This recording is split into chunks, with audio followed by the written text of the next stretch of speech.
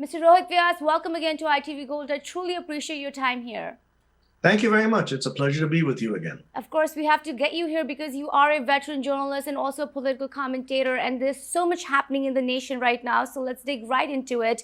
My first question has to be about the Supreme Court confirmation that we saw last night. She is now the Supreme Court Justice Amy Coney Barrett, and she brings in a conservative force into the Supreme Court. My question to you is, what have you felt about this confirmation? Should it happen before the elections? And what kind of message do you think is being sent around with this confirmation? It should not have happened before the election. Indeed, that was the desire of Ruth Bader Ginsburg. Before she passed, she made that fervent plea that should she not be around, that the nomination be left to the next president, whoever that may be, whether it's Joe Biden or Donald Trump himself. And I think that should have been honored. Besides that, the Republican Party itself had spoken about that at the last, a few years ago, where they talked about how a nominee should not be put up for confirmation so close to an election. And they did not live up to their own word. Lindsey Graham, Senator Lindsey Graham, was particularly on record saying, mark my words and use this against me, that we will never do something like this. We would never try to confirm someone so close to an election. They were talking about confirming President Obama's at that time nominee, Merrick Garland. And it didn't happen just because they said it was too close to the election. So they belied that. And I don't think it should have happened this close to the election. But in any case, for President Trump, it's a huge victory because he has now put 3 of his nominees on the Supreme Court, giving the Supreme Court a conservative to liberal balance of 6-3. There are 9 total justices on the court, and now there are 6 conservatives to 3 liberals, which makes it a little off balance. It's obviously going to be a right-wing court, if that's the way you'd like to describe it. Many people would. Judges are supposed to be impartial, but the Supreme Court is nominated based on party ideology and party support, or at least the ideology that used its ideology to put its nominee over there. Yes. So I think for Trump, it's a huge victory. For the Democrats, it was, there was nothing they could do about it. After all, the confirmation is passed by the Senate, and that's what happened. What's going to happen to the future? There are a lot of cases that are coming up right after the election. One of them, the Affordable Care Act, which is going to be heard, whether it's going to be tossed out. We don't know. I'm certain that the 25 million plus who are being insured under that act must be nervous and hoping it doesn't get tossed out. But we'll have to see a lot of cases coming up now. And this changes the dynamics completely. Definitely. And when we're talking about this election result, I have to ask you, Mr. Vyas, do you see it going into the Supreme Court and then us having a confusion of what's going to be the actual result, since the Supreme Court is conservative now? Okay, first of all, the way this works is it's the Electoral College that elects the president. This year, a lot of people have already voted. I believe the last figure I heard was something like 68 million. Yeah. People have already sent in their ballots or voted in person. There has been a lot of early voting. You've seen the long lines that have appeared on television everywhere in many states. And people have turned out in huge numbers to vote. So a lot of the results should be out, are probably already being counted. The votes are already being counted. The results, the majority of the votes, I think, should be counted by November 3rd. Now, if it's a close race, if it's a very close race, then neither candidate theoretically needs to concede. So in other words, if one stakes a claim, the other may not concede and say, no, we're going to wait for a full count, because there are many, many ballots that would have been mailed on November 3rd that would have to be counted. Right. If it's a close enough vote. If it's a really tight race, what happens is, at first, you go to the Electoral College. All right? There are 538 total electors. I'm trying to make this simple for everybody to understand. Right. If there is a tie in electors, so 269, 269, now what happens is, according to the U.S. Constitution, it goes to the House of Representatives. And the understanding is it would be the new House of Representatives, which is sworn into office on the 1st of January, that will then decide who the president is. If over there, they run into a tie again in the U.S. House of Representatives, they would then take it up to the Supreme Court. And the Supreme Court, this has never happened before, would probably have to look at the Constitution and figure out, all right, who would be the president? I don't foresee it going that far. It's possible it could go to the U.S. House of Representatives, where the congressmen and congresswomen, the newly elected ones, would decide who would be the president in this case. But I'm pretty confident right now, seeing the turnout, seeing how many people have voted already in advance via mail, absentee ballot, whatever you want to call it, we should get a fairly good idea. So, in other words, on November 3rd night, if it looks like there's a huge margin for one or the other, either President Trump or aspiring President Joe Biden, then I think it's pretty much a done deal. If not, it'll drag on for a while. Wow. And at that point, there can be a lot of tension out on the streets. Yes, definitely. And we'll go into it just in a little bit. But, just talking about these voters, they are seeing almost half of the total votes that were counted 4 years ago. We are already there. Millions have already cast their vote. How important do you think this election is for these voters that are coming out in this early voting turnout? And, I have to ask you, in terms of President Trump saying that he will not accept a decision, perhaps if it's not in his favor, how does that impact all of this? He's actually spoken both ways. He's said that. And he's also said, yeah, he'll accept it depending on how it turns out. And he said, we'll see. So in all fairness to him, while the media had initially said that he was saying he wouldn't accept it, it was not definitive. And that's exactly what I'm saying. I don't think either candidate is going to accept it definitively if it's a close race. Neither of them is going to accept it. They're both going to want to challenge it because there will be so many uncounted ballots that could make the difference in this election. The turnout, you're asking me about the turnout. It's interesting. They say there are a lot of first-time voters. Yeah. They first thought it was a lot of first-time Democratic voters. It's turning out that there are a lot of first-time Republican voters going out there. In fact, there are a lot of people who are registering as Republicans, as many as are registering as Democrats. So that's an interesting thing that's taking place in the U.S. right now. In the end, it's going to be economics, as I've always said. I've explained that to your viewers. I've explained that to a lot of people wherever I've been, able to speak about these matters or am asked questions about this. It depends on the economic situation. That is what affects Americans the most. That is what affects their decision the most. If they feel right now, if the average American feels they're financially better off under President Trump, he's going to sweep it. If they feel that they are not financially better off, and COVID is a factor in it, not the main factor though, in the minds of the voters, in my opinion, but if it's affecting them and decisions should have been made to combat this pandemic that would save them economically, the vote will go the other way.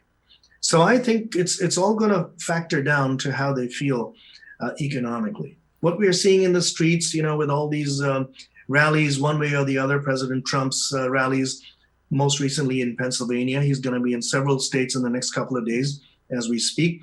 So is Joe Biden. The rallies go on, the cheering and so on and so forth goes on. But there's a vast silent majority out there who will vote based on how their pocketbooks are doing, in my opinion. COVID-19, I'm throwing this at you because maybe you have that as the question, but I know that a lot of people are wondering if it makes a difference. In my opinion, COVID is not making a difference at all in this election, unless it affects the pocketbook. Wow. It is all about the economy in the end. What is your opinion on ballots and election protection right now? We're hearing about the Iran-Russia interference, but we're also hearing about ballots being messed with in certain states. In other states, some of them that had requested their mail-in ballots never even got it. How are you looking at the situation, and do you see this becoming an issue post-election time? Strangely enough, this has been an issue in every election. It's, whether there's been ballot tampering, whether the electronic voting machines have been tampered with, have been compromised in some way, whether mail-in ballots have been mailed in or not, has been an issue in every single election. I believe the American electoral process it has superb integrity. There is no way people can subvert the system. The Russians, the Chinese, other international interests may try to subvert it all they can, but the U.S. electoral system is pretty much near perfect in my opinion, and I don't think anybody's going to be able to mess with it, even domestically. I think the integrity of the system holds very, very solid. So if people try to intimidate at the ballot or something like that, they will be dealt with firmly by law enforcement. I don't think anybody ever would want that one thing to be compromised, which is the American vote. It's a very sacred right in the country. It's a part of the Constitution. It is something every citizen is proud of, and that's why you have so many new citizens this time voting for the first time as well. It's a matter of great pride and honor that your vote counts and is not tampered with by anyone, whoever, however, whichever power they may be, nobody to mess with the election process. And I don't think so. I don't think there's going to be, on that score, anything to worry about. Do you think we will see a backlash or some kind of violence post the election? There have been some, incidents already, and some are also predicting this to happen. Quite possible, because we are a divided nation right now. Right. The election has become very sensitive.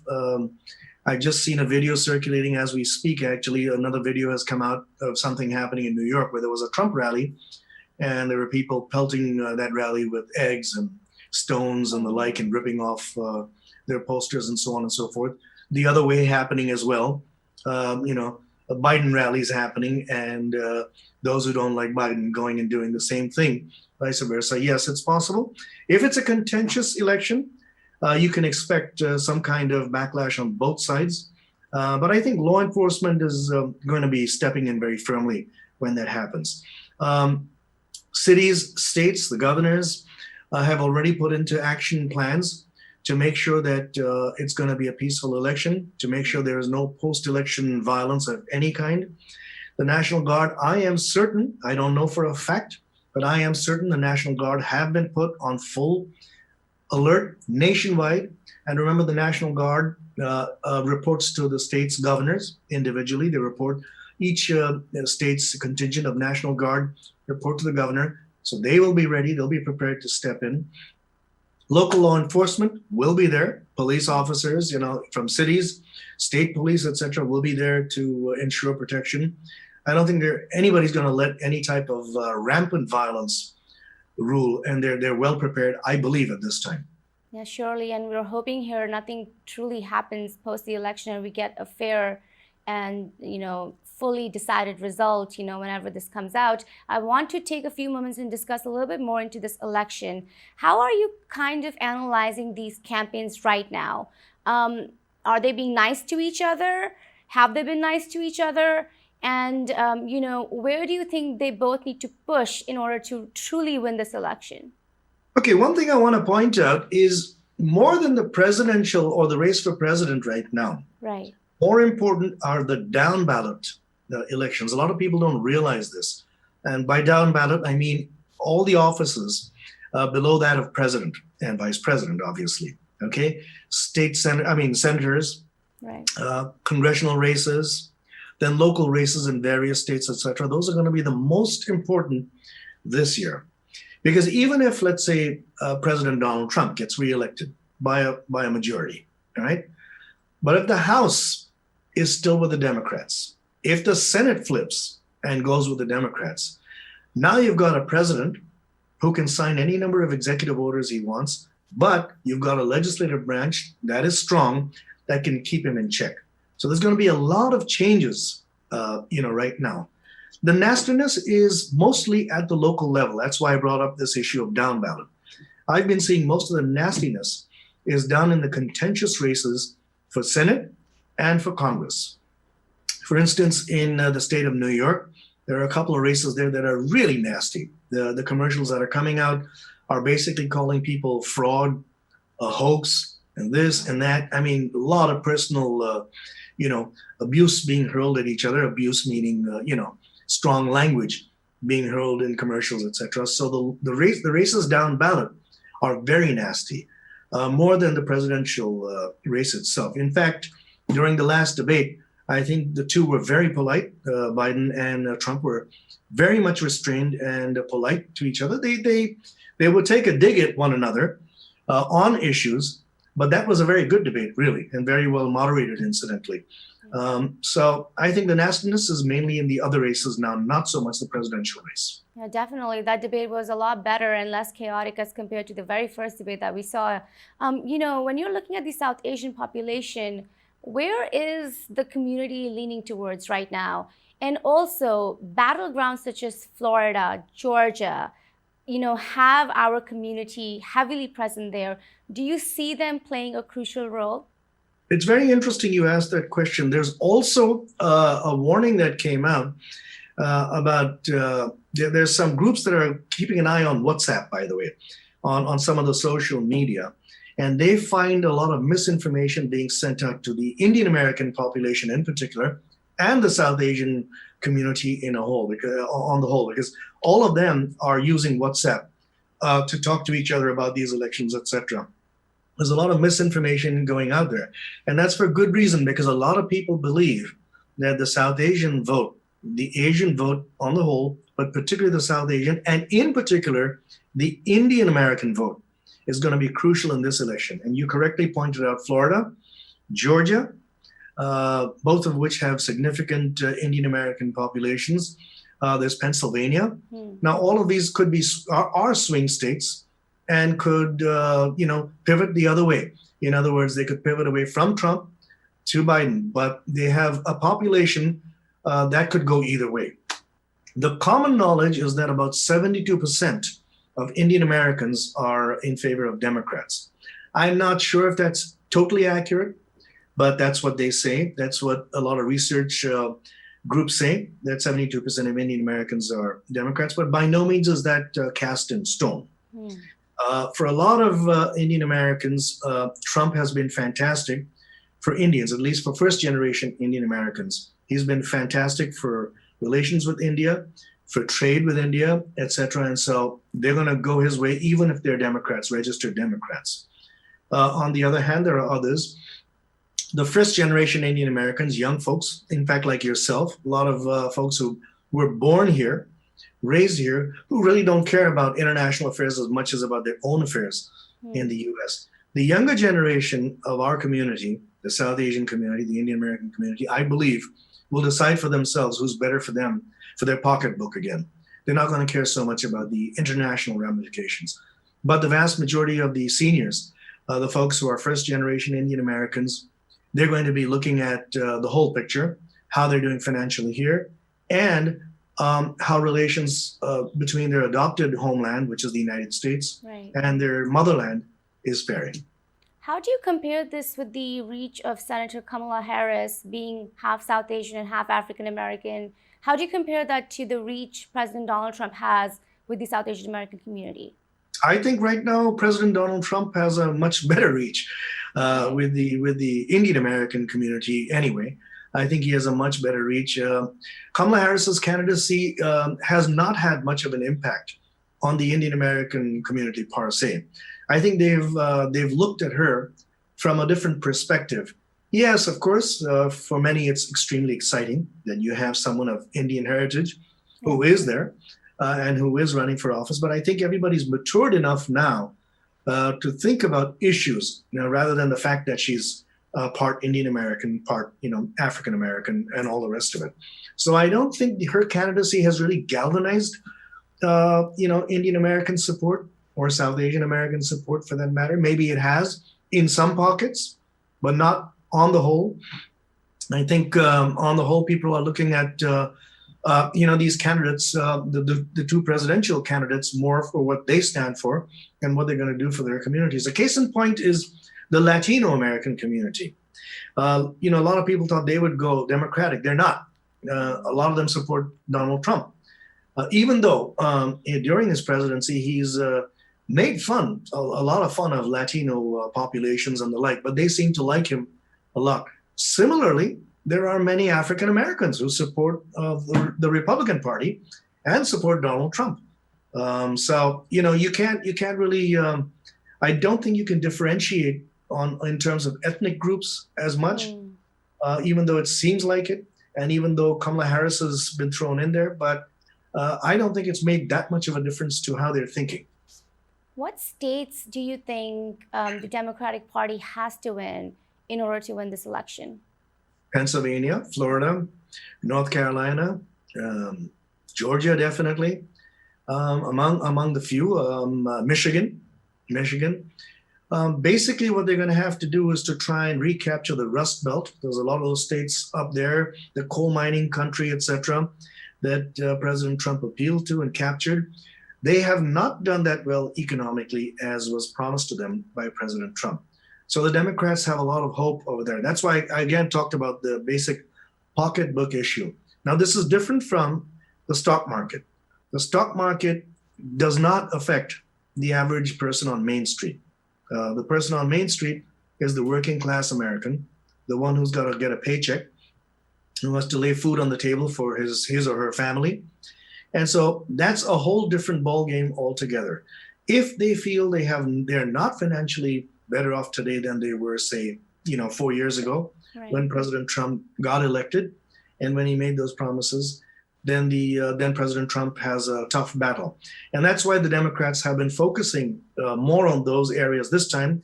Hillary Clinton did not.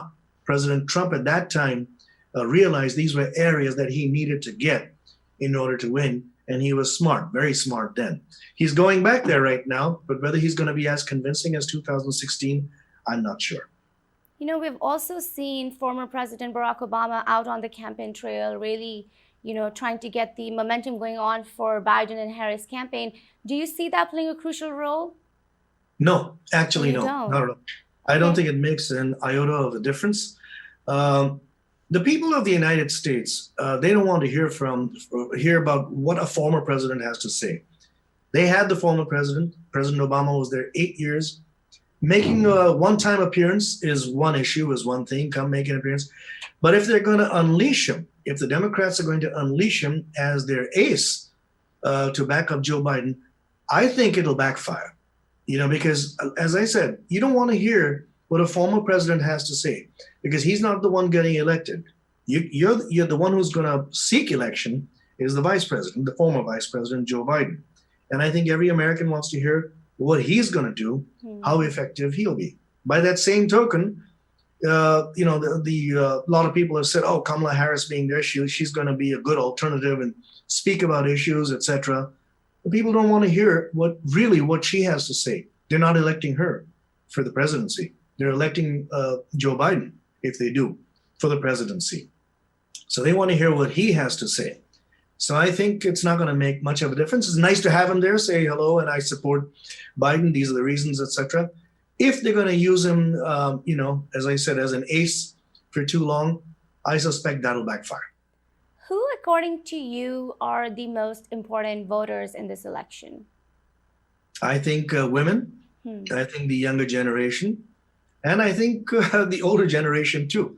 A lot of the older folks see their Medicare, their retirement, Medicaid, etc., possibly maybe threatened by either of them. They want to know what's going to happen, and so they're listening very carefully, going out there very carefully to see what's going on in this election. The younger generation, for them, a lot is at stake, a lot. Okay, and especially after the nomination of Amy Coney Barrett to the Supreme Court, I suspect this is going to play into the thinking of a lot of young voters as to what they think their future is going to be like. Because, for instance, there are a lot of young people who are not yet settled in their careers. They've been struggling. They've come out of college, and for some reason, this generation, the millennials, have been in quite a bit of a struggle to have a good career going forward, to save enough money, to have families, to buy their own homes, etc., etc. Contrary to what you might be hearing, where a lot of them are getting great jobs with great salaries, but a vast majority of them are still struggling. And I think they're the ones who are going to say, hey, is this really good for us? Is the Republican thinking, is Trumpism good for us? Is Joe Biden going to be good for us? I'm sure they're going to be thinking about it very carefully. Very crucial segment. Women's rights. Even though another female, another woman has been nominated to the Supreme Court and is now a sitting judge on the Supreme Court. Does she really care about abortion? Roe versus Wade, is that going to be, reversed? A lot of these issues. So women and children, but to a large extent, seniors as well. Important categories of voters. I have one last question for you, and that would be, in case anyone is choosing to not vote, which we saw a lot in 2016 happen, what do you say to them? And you know something? That's actually happening. I've had people tell me, you know what?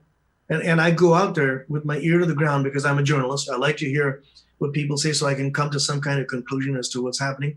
I meet a lot of ordinary people wherever I go. I try to go to the grocery store, talk to people, the coffee shop, okay, the restaurants, and I'll hear people get into a discussion just to get their feedback. I have heard a lot of people, unfortunately, say they're not going to bother voting. And then, I'm not supposed to give my opinion, but I do in circumstances like that. And I say, wait a minute. That is the most valuable thing you can do in a democracy is turn out and vote. Even if you think it's not going to count, go. You must go and vote because every single vote does count. I think I gave you the example of Florida several years ago when George W. Bush was running against Al Gore. And it was Florida that decided that. And it was just a few votes here and there where they had to check out the impressions on the paper ballots and so on and so forth to decide that election. And it's so critical. So those who think they don't need to vote, they're so dead wrong. And they should not complain about anything. But please, and they should never be disgusted by politics. Politics is what it is. It's politics. But you do have that right. Viewers, all of you who are U.S. citizens, you have that right. You must vote. Everybody must vote. It's too important a thing. And if you look at so many parts of the world, they don't have that right. Right. It's a privilege to be able to vote and to exercise your franchise of who you think should lead. And it counts. It just counts. Yeah, for sure. I think it's so important for everyone to go out and vote as well. We have to get our voices counted this year. Sure. And, as they say, it doesn't matter if your state is leaning blue or red. If people don't come out to vote, anything can happen. So go and make sure your voice is heard. Yeah, and it doesn't matter. Your affiliation doesn't matter. Just go ahead and vote, Go ahead, do it, for whoever. You want to vote for Trump? Do so. You want to vote for Biden? Do so. You want to vote for somebody else? Write in their names? Do so. Right. But vote. Yes, Yeah. that's so important. Well, I truly appreciate you for giving us your time here with ITV Gold. I would love for you to give one last message. And that's it. Again, the same thing I'm emphasizing, everybody. Don't be disheartened. This is the United States of America. And actually look at it in a positive light. This is how democracy works. Okay, you've had a few, we've weathered some rough weather right now, some rough patches here and there. But in the end, I think it's going to be good. I think the American people will speak with a strong voice, a united voice. And I think, as Milton said, John Milton said in Paradise Lost, all is not lost. And I think the hope should be there. Keep that candle burning. Things will be fine. Yes, for sure. And again, everyone, you can go on iwillvote.com or you can go on vote.org for more information on voting. Thank you so much, Mr. Vyas, for your time. Thank you very much, Aditi, for your time. And thank you for having me once again on ITV Gold. Of course.